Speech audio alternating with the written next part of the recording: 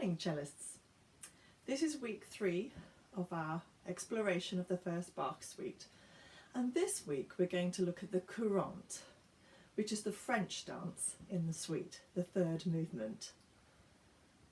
As before, of course, it's in G major, but I would like to consider a different key for the warm-up. I'm actually going to select F major, and this does seem quite remote from G major. Let's consider it on the circle of fifths though. So if you were to play a G, our key note, and we move across the string of fifth to a C, which is actually the subdominant of our key. We looked at the C major scale previously, and if we move another fifth, we come to F. And I propose looking at F major today. So its potential technical relationship is the subdominant of our key of G. There's also another link which is very similarly sort of tenuous, but it's nevertheless a link. And that is that F major is the relative major of the dominant minor of G major. So those who are technically interested, here's G, our key note. The fifth above is our dominant, and of course the dominant key is typically in major because it holds the leading note. But you can have a dominant minor, that's D minor, and its relative major is F major.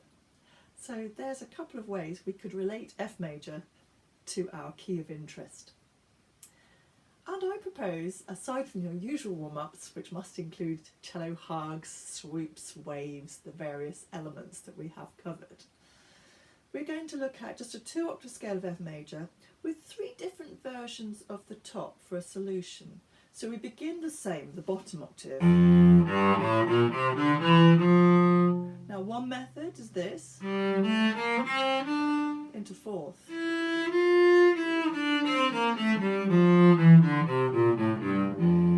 Don't forget your rotation as you return to the bottom.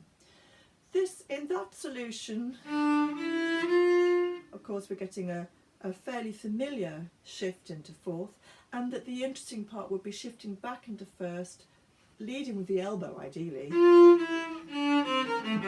so that you get a really nice clean and quick shift back to fourth finger. Our second solution is going to be to not use the fourth finger on the D on the way up, but move into third position for the top, like this.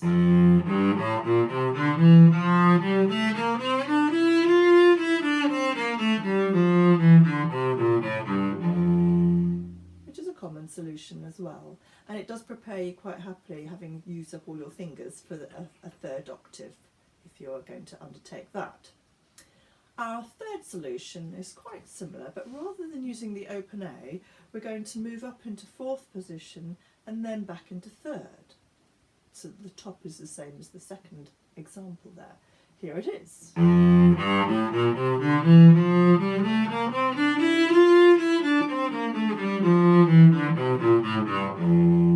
So in that instance we have the shift from fourth back to first, the same as the very first example, the same shift, different string. And we also have a stretch back to third, a stretch forward to fourth on the descent. So there's a few different technical things you can be looking at there in the comfort of just a 2-octave scale, which is really quite comfortable under the hand. You might also look at an arpeggio to go with that, which would just be first position and fourth. It's a lovely arpeggio, this one, because it has a repeating pattern in it. So you start with your key notes, then we have 1, 4, 2, up into fourth, and 1, 4, 2. So that the same note names have the same solution, which I often call the Valentine fingering, because 1, 4, 2, the 14th of February. We love that. Now, moving to our Feuillard study of the week, we're actually going to look at Feuillard number 29. I'm just going to remind you that there are, of course, many Feuillard exercise books published, and the one I'm working from is the one for the young cellist. We're all young at heart, so it can be for every age. This is the one I'm talking about, the 60 studies. It's not from the daily exercises or any of the other studies that are published. These are a rather nice bite-sized studies, very fairly simply presented, but you can get a lot of detail in them. And number 29 is no exception. It's in F major, another reason why I've picked that scale. And we're looking here at a bow technique where we will be using the power of the fingers, pressing, releasing in an up bow motion. You can prepare for this with a nice up bow on the D string,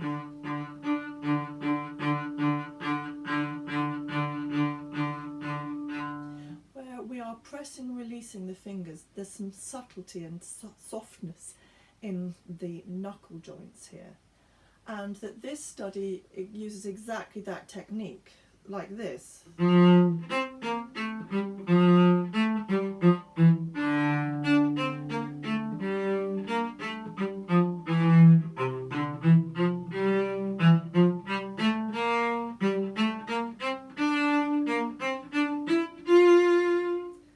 Those are the first 8 bars, a nice pausing point at that moment.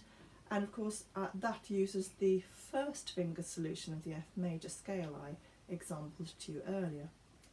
So the whole time it's just really about this, a pull on the crotchet and then the following 2 beats, all up bow indications with the fingers being the real powerhouse there. Do not neglect your little finger. Don't allow that to go on holiday, either by sitting too far on the top or not making good contact around here, because it really is important in this up bow action that you have a driving force from this finger. Don't leave it all to the work of the first finger, and that's your challenge. Moving to the courante, that bow technique is going to become useful for the solution, the bow solution that I'm presenting in this courante. This bow solution, as the other movements, has actually come down to me from a formative teacher who was a pupil of Pablo Casals. So these are really good bowings. So I suggest you have a go with them in case this is new to you. I shall be distributing them to my students so that you can see them without having to try and catch what they are on the video. So the opening of the courante, like so. There's that bow action, 2 up bows, using the strength of the little finger, which means you have then, leading into the following bar, a lovely downstroke, which has a really nice flow to it, coming back to the fast up bow. Here it is again. Another up. 2 ups again, using that little finger and some good arcing of the bow. Those ones are in opposite directions. So the first pair for the lower voice, 2 ups. The second pair, up down for the lower voice. The third pair, 2 ups, and then the final pair, down and up. The actual notes for those last 2 examples is this: 2 ups on the C's and down up on the D's, providing time for us to go like this. So the reasoning, ya-da-dee-da-da-da-dum, it's a lovely sweep of the arm, rather than pushing towards the heel, is really missing a trick, because the ya-da-da-da-da-da-dum are the really lovely part, rather than the arrival. We can push hard on the up bow to get the arrival. So here it is.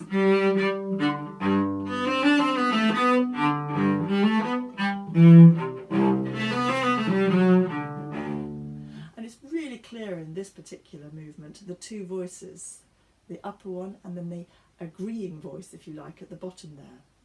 When you transition across to the D string, 4 and the G string, you'll have to work a little harder to make sure that it balances the A string sound. And the same is true in the following phrase, where we have this voice, and then it'll be on the D string, where you will have to work a little harder so that it doesn't become too far removed dynamically from the first part of that phrase. Now in bars 5 and 6 we might just practice the bow pattern of this, because again it's one of these where we need a fast bow stroke, a slower one and a faster one. So we've got ya da da da, dee da da da, da da da da, da da da da, so that the final semiquaver is a quick up bow. Here it is the bow pattern only, like this.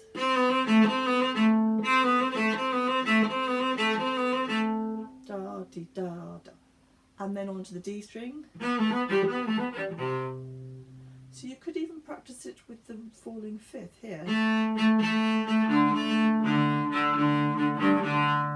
That is the bow pattern of bars 5 and 6. Bow pattern is the terminology for what the bow is doing without the left hand being present, but you're actually being observant of exactly which string you're on and for how long. So that little phrase,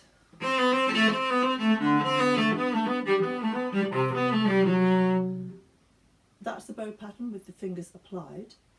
You may notice in there, of course, there's some duplication, a repeat of a little sequence, and this is a perfect moment for a little tiny bit of an echo. So we could have this, and then, so we can have a little bit of colour basically brought in there, tonal colour. Moving into the cadence that's following, for the drama of this, separate bows, gives it energy, it's really exciting. So we have then, so that this whole section up until that cadence at bar 8 is like so.